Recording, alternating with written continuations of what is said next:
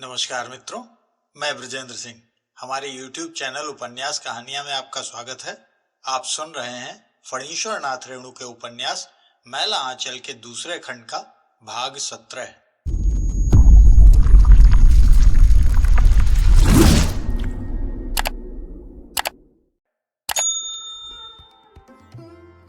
डेढ़ महीने से कालीचरण जेल में है। वासुदेव, सुंदर, जगदेवा, सोमा और सोनमा सब एक ही जेल में नत्थी हैं। इस बीच 1 तारीख को कचहरी के मजिस्ट्री इजलास में हाजिरी हुई है। एक गाड़ी मिलिट्री आगे और एक गाड़ी पीछे, सभी को हथकड़ी और बेड़ी डालकर कचहरी लाया गया था। उस दिन कालीचरण की निगाह पुलिस की लॉरी से जितनी दूर जा सकती थी, जेल की 4 दीवारी पर थी। कचहरी की हाजत में पेशाब की गंध इतनी तेज क्यों होती है? कालीचरण की निगाह सेक्रेटरी साहब पर पड़ी, उनसे आंखें भी मिली। कालीचरण का चेहरा खिल गया। 3 महीनों से जिनकी सूरत आंखों के आगे नाच रही थी, सेक्रेटरी साहब कृष्णकांत मिश्र जी। कालीचरण ने चिल्लाकर कहा, जय हिंद कामरेड। सेक्रेटरी साहब ने तुरंत कनपट्टी इस तरह फेर ली मानो कान के पास मधुमक्खी ने अचानक काट लिया। फिर उसी तरह गर्दन टेढ़ी किए आगे बढ़ते गए। कालीचरण को सिपाही ने डांट दिया, कहा हो ससुरे, बिना हंटर के बात न मानब। उधर सेक्रेटरी साहब कांटे वाले तार के घेरे में फंसते फंसते बचे। एक मुहा होकर जो चलेगा वो कांटों में तो जरूर फंसेगा। इस पर इधर सिपाही जी ने कालीचरण को डांटा। सुन रहा तो खिलखिलाकर हंस पड़ा, लेकिन इसमें सेक्रेटरी साहब का क्या कसूर? चोर डकैतों से सभी भले लोगों को दूर रहना चाहिए। वासुदेव, सुंदरा, सोमा, सनीचरा वगैरह आखिर डकैत ही तो हैं, और सेक्रेटरी साहब उसे भी डकैत समझ रहे हैं। कोई उपाय नहीं। लेकिन आज मांस का दिन है। जाड़े के समय सप्ताह में एक शाम कैदियों को मांस मिलता है। शाम को वैष्णव और साकट को खिलाते खिलाते काफी अंधेरा हो जाता है। अस्पताल के पिछवाड़े के वार्डर साहब मांस जुगाड़ करने के लिए चले जाते हैं। आज कोशिश करके देखना चाहिए। कालीचरण ने फैसला कर लिया है, यदि मौका मिला तो वो जरूर कोशिश करेगा। हाँ, वो भागेगा और कोई उपाय नहीं। उसने सब पता लगा लिया है। जेल से भागने की सजा सिर्फ 6 महीना है। डंडा, बेड़ी और लाल टोपी पहननी पड़ेगी। लोग कहेंगे लाल टोपिया और क्या, लाल रंग कोई खराब तो नहीं? सेक्रेटरी साहब और धर्मपुरी जी से मिलकर वो बात करना चाहता है। उसके बाद उसे फांसी सूली जो भी मिले वो खुशी खुशी झेल लेगा। पार्टी की इतनी बड़ी बदनामी करा के वो जीकर ही क्या करेगा? वासुदेव, सुंदरा और सनीचरा तो चोर डकैतों के साथ इस तरह हिलमिल गए हैं कि उन्हें देखकर लाज आती है कालीचरण को। वासुदेव ने डॉक्टर नटखट प्रसाद से दोस्ती कर ली है। डॉक्टर नटखट नामी सिकचिल्ली आदमी है ये डॉक्टर। फारबिसगंज की तरफ का है। डकैती केस में आया है। अचरज की बात है, उस डॉक्टर को देखकर किसी को विश्वास ही नहीं होगा कि उसने आदमी को मारने के सिवा कभी जिलाने का भी काम किया है। चेहरा ठीक कसाई की तरह है। वासुदेव का उसके साथ भी खूब हेलमेल देखते हैं। रात में जुआ भी खेलता है। वासुदेव कालीचरण से नहीं बोलता है, वो दूसरे खटाल में रहता है। उस दिन दाल कमान में थोड़ी देर के लिए भेंट हुई। कालीचरण ने सिर्फ इतना ही पूछा, वासुदेव तुमको यही करना था? वासुदेव के साथ एक कलकतिया पॉकेटमार था। दोनों एक साथ खिलखिलाकर हंस पड़े। जाते समय वासुदेव ने कहा, जिस समय 700 रुपया का पुलिंदा बांधकर सेक्रेटरी साहब को देने गए थे, उस दिन क्यों नहीं पूछा था कि 4 दिन के भीतर कहां से इतना रुपया वसूल हुआ? उसी शाम को पानी की टंकी के पास डॉक्टर नटखट ने उसको रोककर कहा था, कालीचरण कोई रास्ता नहीं, तुम्हें यदि चाहो तो तुम्हारा जमानतदार भी होगा और मुकदमा में बेदाग छूट भी जाओगे। सोचकर देखना, पार्टी वार्टी कोई काम नहीं देगी। जेल में आकर काली को खैनी की आदत लग गई है। अपने गांव के डॉक्टर ने जमादार से उस दिन जेल गेट पर हंसकर कहा था, सिपाही जी कालीचरण के जरा ख्याल रखिएगा। देवता है डॉक्टर साहब, जरूर देवता हैं। सिर्फ खैनी ही नहीं, कभी कभी बीड़ी भी जमादार साहब दे देते हैं। थू है ऐसे पैसे पर। डॉक्टर नटखट प्रसाद की बात वो नहीं मानेगा। सोमा ने भी एक बार दबी जबान में कहने की कोशिश की थी, उस्ताद चुप उस्ताद का बच्चा। कालीचरण ने डांट बता दी थी। उस्ताद, जेल से बाहर फिरारी हालत में चलेत्तर कर्मकार से उसकी भेंट हुई थी। कौन कहता है कि वो बड़ा भारी कलेजे वाला आदमी है? कुसियारगा स्टेशन के पास बड़का धत्ता के बीच 2 गछिया की छाया में भेंट हुई थी। कालीचरण को देखते ही वो अपने साथियों के साथ हाल हथियार लेकर खड़ा हो गया था। Hands up. दरोगा साहब जिस तरह चिल्लाए थे उसी तरह चिल्ला उठा था चलित्तर। कालीचरण को हंसी आ गई थी। उसके मुंह से अनजाने ही निकल पड़ा था, अरे हम हैं उस्ताद, खाली हाथ पार्टी वाला कालीचरण। चलित्तर ने एक बार कहा था, इस खाली हाथ वाली पार्टी में रहकर सब दिन खाली हाथ ही रहोगे। पीछे तो बहुत बहस किया। आखिर में चलित्तर ने कहा था, तुमने हमको उस्ताद कहा है, गाढ़े विपत में कभी जरूरत पड़ने पर याद करना। कालीचरण ने हंसकर कहा था, उसकी जरूरत नहीं होगी। दोबारा उस्ताद कहते कहते वो रुक गया था। आज भी चलित्तर की यह बात कान में गूंज रही है, देखना है तुम्हारी उस्तादी। लेकिन आज वासुदेव और सोमा की मदद लेनी ही होगी। एक बार मिल तो जाए, वो पटिया लेगा। गोटी बैठ गई। सोमा और वासुदेव को कालीचरण ने पटिया लिया है अस्पताल के पिछवाड़े में। ठीक है, अस्पताल के पिछवाड़े में दीवार की छाया में वासुदेव और सोमा ही हैं। ठीक है, दोनों ने कंधों की ओर इशारा किया। सब ठीक है, हद तेरे की। कालीचरण गिर पड़ा। तब वासुदेव और सोमा कंधा में कंधा भिड़ाकर खड़े हुए। ठीक है, जरा सा और, बस 4 अंगुल। वासुदेव और सोमा के कंधों पर कालीचरण जरा उचकता है। दोनों के कंधों का भार जरा हल्का मालूम होता है। ऐ ठीक है, भागो। भागा भागा। टू टू टू। जेल अस्पताल के पिछवाड़े से सिपाही सीटी फूंकता है। टू टू टू टू। बहुत सी सीटियों की मिली हुई आवाज। ढन ढन ढनाक ढनाक। जेल फाटक का बड़ा घंटा घनघना उठा। कालीचरण 5 मिनट तक जेल के बाहर दीवार के पास जमीन पर बेसुध पड़ा रहा। सीटी और घंटे की आवाज ने उसे सजीव कर दिया। नहीं, ज्यादा चोट नहीं आई है, सिर्फ कमर में मोच आ गई है। धनाक धनाक। जेल का घंटा घनघना रहा है। वो भागता है। फड़र। एक साथ कई बंदूकें गरज उठी। अंधेरे में कुछ सूझता भी तो नहीं। एक घड़ी रात भी नहीं हुई है। ओस से धरती पच-पच करती है। पैर फिसल जाते हैं। भर भर। सामने दार्जिलिंग रोड पर 5-7 मिलिट्री लॉरियां दौड़ रही हैं। कालीचरण पांचू बाबू वकील के घर के पिछवाड़े की एक झाड़ी में छिपकर हाफता है। सड़क कैसे टपा जाए, किधर से जाना ठीक होगा। दाहिने और भी लोग हल्ला करने लगे हैं। पास की गली होकर घुड़सवार लोग जा रहे हैं। कालीचरण तय करता है, सामने बांसवाड़ी पार करके मोबरली साहब की पुरानी कोठी के बगल से जाना ही अच्छा होगा। अब देर नहीं करनी चाहिए। हैं? मोबरली साहब की कोठी के पास कालीचरण को ऐसा लगा कि पीछे से कोई टॉर्च मार रहा है। हाँ, ये तो टॉर्च की ही रोशनी है। वो जंगल में घुस जाता है। बस थोड़ी देर यहाँ सुस्ताकर टॉर्च वाले को देखकर फिर एक दुल्की, एक जूम खैनी दिन में ही उसने चुनाकर कपड़े के खूंट में बांध ली थी। बहुत मौके पर अभी उस पर हाथ पड़ गया। खैनी खाकर वह झड़वेरी की झाड़ी से निकलकर साफ मैदान की ओर आता है। कहाँ है टॉर्च की रोशनी? बाप, एकदम पास ही। कालीचरण भागता है। टॉर्च की तेज रोशनी उसका पीछा कर रही है और फिर जंगल की निस्तब्धता को भंग करके राइफल की आवाज गूंज उठती है। फड़र। जंगल झाड़ काट कुस और अड्डा खाई को टापता हुआ कालीचरण भाग रहा है। जंगल की लत्ती पैर छांद लेती है, मगर वह झाड़ देता है। जांग में लगता है खोंच लग गई है। पार्टी ऑफिस के पिछवाड़े में जो घना जंगल है, वहां पहुंचकर उसे लगा वह निरापद है। अरे ये तो खोंच नहीं, अरे बाप, इतना खून! आधा बित्ता मांस उधेड़ दिया है। खलरा लटक गया है। ओ, गोली लगी है शायद। खून बंद नहीं हो रहा है। कौन? कालीचरण। ऑफिस सेक्रेटरी राजबल्ली जी किवाड़ खोलकर सचमुच अवाक हो गए। जीभ की नोक पर बोली चढ़ी ही नहीं।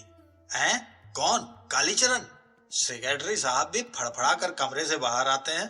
ओ कालीचरण, तुम हो? इसीलिए शहर में इतना हल्ला हो रहा है। जेल से भाग आए हो? जी, लगता है जांग में गोली लग गई है। तुम्हारे कलेजे पर गोली दागी जानी चाहिए, डकैत बदमाश।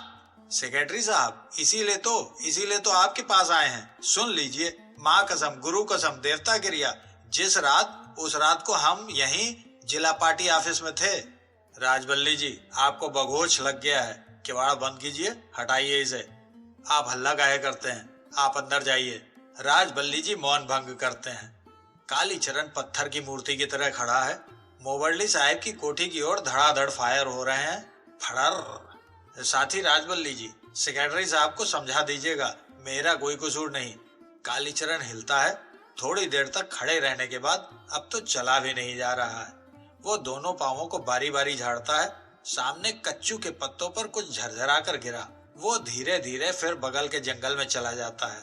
अब वो पुरानी धोती के एक खट को चीर कर घाव को बांधते हुए सोचता है, अब चलित्र कर्मकार ने कहा था, गाढ़े विपद में खबर करना, याद करना, चलित्र कर्मकार।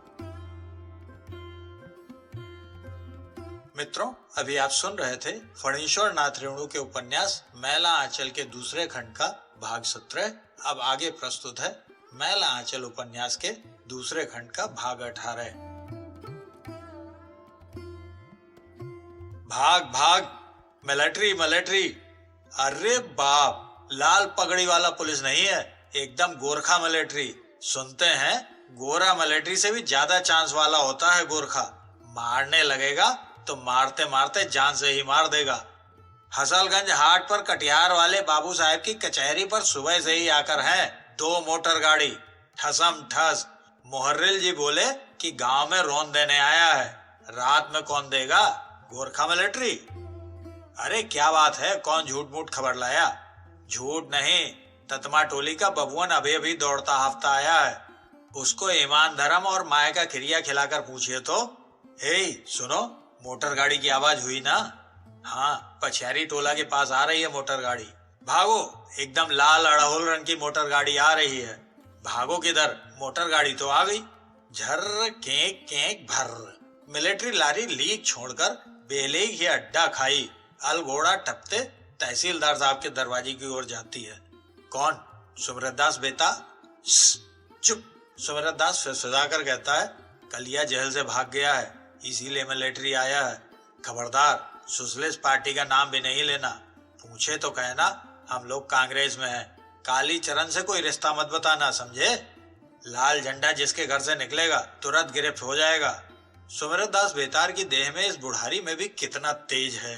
पुराना पानी पिया हुआ बुढ़ा है। कलिया तो अपने साथ अपने घर गरामत पर पड़ोसिया और गांव समाज सबको ले डूबना चाहता है। क्या है, लाल सालू? खबरदार, झंडा और लाल सालू में क्या फर्क है? फारम पतखा सब जलाओ, सब फंसेगा। खबरदार, कलिया घसकंतोबाज हो गया है। सोशलिस्ट पार्टी और कालीचरण का नाम हरगिज नहीं। लक्षण लगता है समूचे गांव को कुरुक करेगा। हैं? कौन? कालीचरण की अंधी माँ हुक्का पीना बंद कर पूछती है, कौन भाग गया? सरस्वतिया, परमेश्वरी, तारावती। अरे कौन भाग गया बेटी? अरे कौन? तुम्हारे कुलबोरन बेटा कालीचरण के चलते आज सारा गांव बना रहा है। भाग भाग मिलिट्री। गोरखा सिपाहियों ने कालीचरण के घर को चारों ओर से घेर लिया है। एसपी साहब कालीचरण की बूढ़ी माँ से पूछते हैं, हूँ अंधी है या ढोंग करती है? सुन बुड्ढी, तेरा बेटा कलिया जेल से भाग आया है। अब रोना गाना छोड़कर सीधे सीधे बता कि वह यहाँ आया या नहीं। मेरा बेटा? वो डकैत नहीं दरोगा बाबू, दुश्मन लगा हुआ है उसके पीछे हुजूर, जाने सूरज भगवान। ठीक ठीक बताओ, उसके साथ और कौन कौन? उसके साथी संगी का नाम बताओ। हुजूर, हमरा कुछ नहीं मालूम।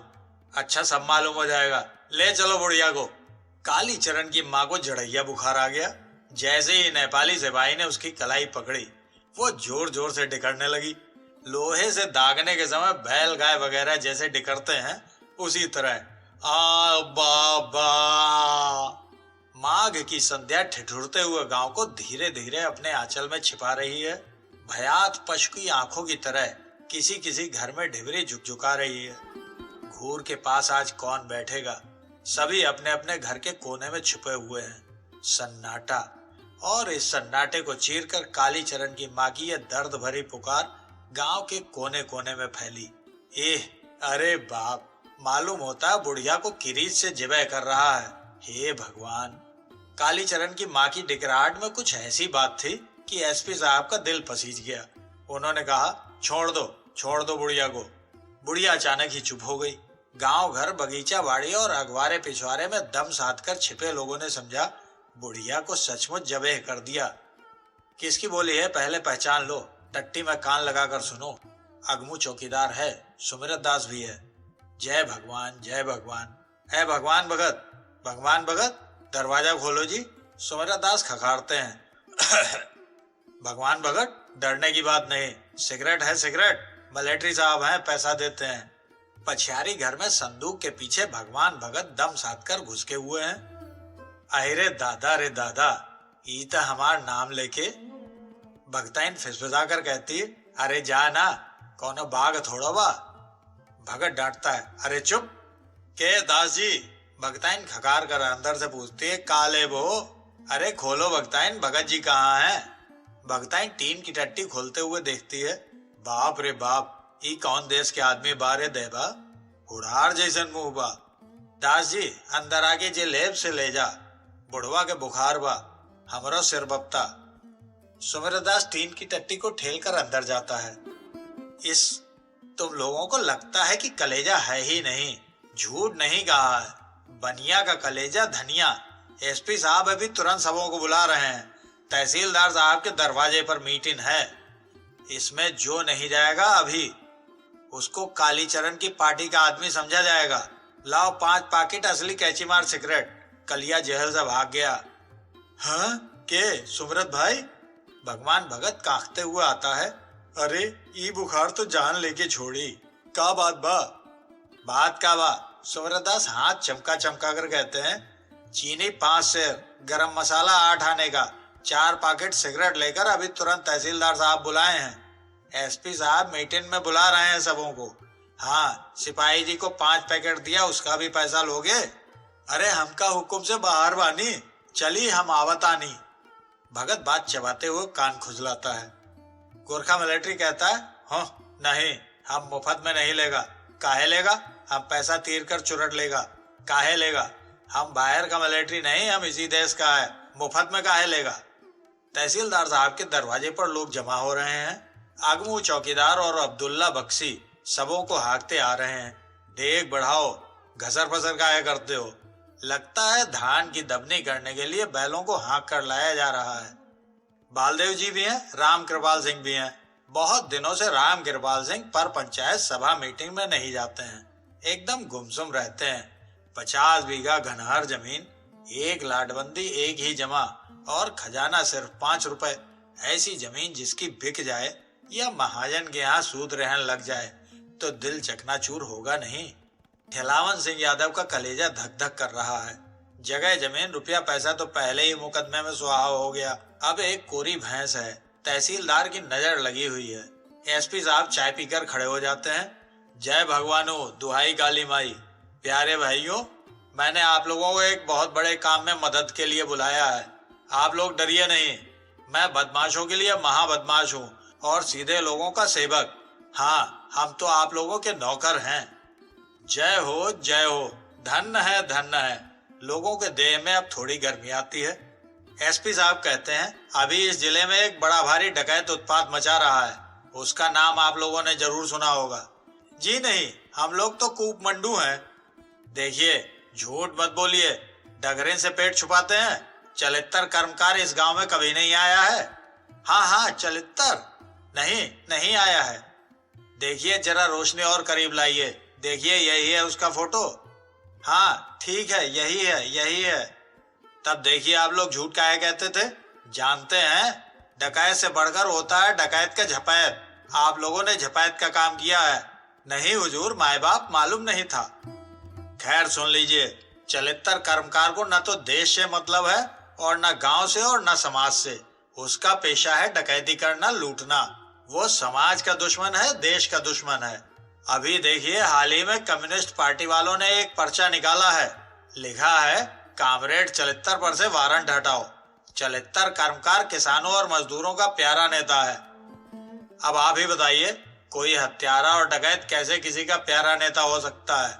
खैर, मेरा भी नाम बजरंगी सिंह है। मैंने ऐसे बहुत से हत्यारों को ठीक किया है, फांसी पर लटकवाया है। ऐसा आदमी किसी की भी हत्या कर सकता है। बाबा, गांधी जी मारे गए। कमली अंदर हवेली से ही पगली की तरह चिल्लाती है, गांधी जी।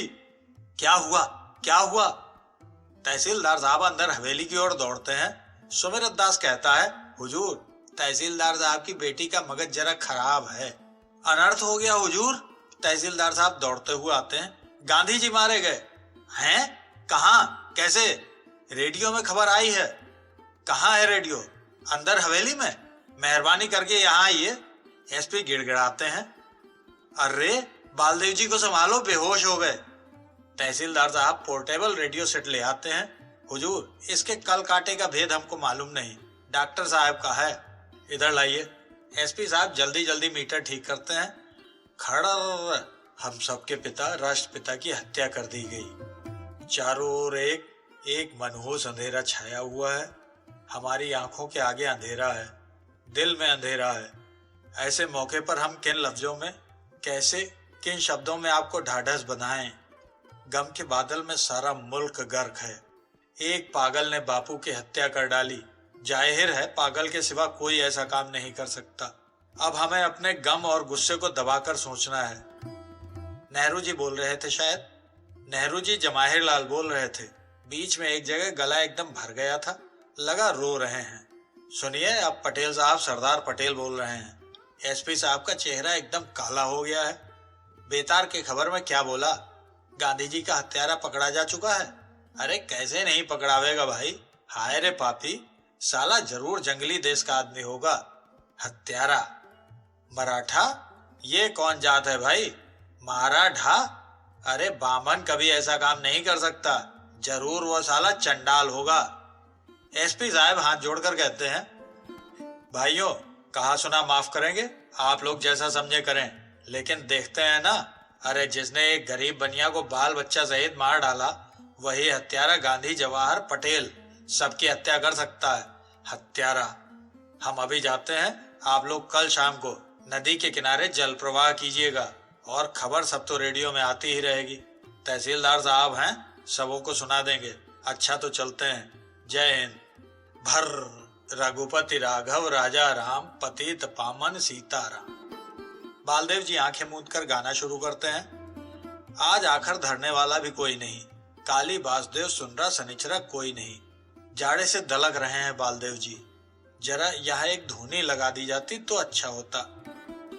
अरे कुठारिन, लक्ष्मी दासिन, लक्ष्मी आई हैं, साथ में है रामफल पहलवान लालटेन लेकर।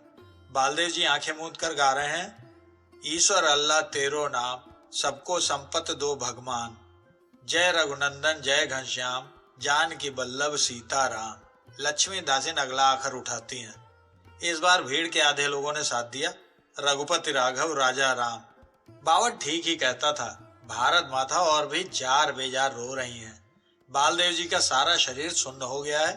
रास्ते में नाचते नाचते गिर पड़ते हैं। सीताराम सीताराम, जय रघुनंदन। 31 जनवरी 1948 की रात। कमला सोचती है, सारा संसार अभी बस एक ही महामानव के लिए रो रहा है। रेडियो पर गीत पाठ हो रहा है। लगता है गीता के एक एक श्लोक की सीढ़ी महात्मा जी को ऊपर उठाए लिए जा रही है। ऊपर ऊपर और ऊपर।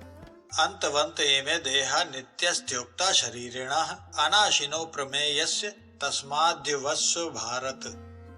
अंधेरे में एक महाप्रकाश। आंखें चौंधिया जाती हैं कमला की। महात्मा जी खिलखिलाकर हंस पड़ते हैं। रोती है क्यों माँ? माँ रोती क्यों है? मत रो बेटी, माँ समझाती है। बेटी रो मत। अचानक डॉक्टर की याद आती है। डॉक्टर? डॉक्टर को कौन ढाढ़स बंधाता होगा? मत रो डॉक्टर, मत रो। कमला रेडियो की आवाज को और तेज कर देती है। वंशासि जीर्णानि यथा विहाय नवानि गृहाति नरो पराणि तथा शरीराणि विहाय जीर्णान्यान्यानि संयाति नयानि देहि नयनम छिन्दन्ति शास्त्राणि नयनम दहति पावकः। मित्रों, अभी आप सुन रहे थे फणीश्वर नाथ रेणु के उपन्यास मैला आंचल के दूसरे खंड का भाग 18।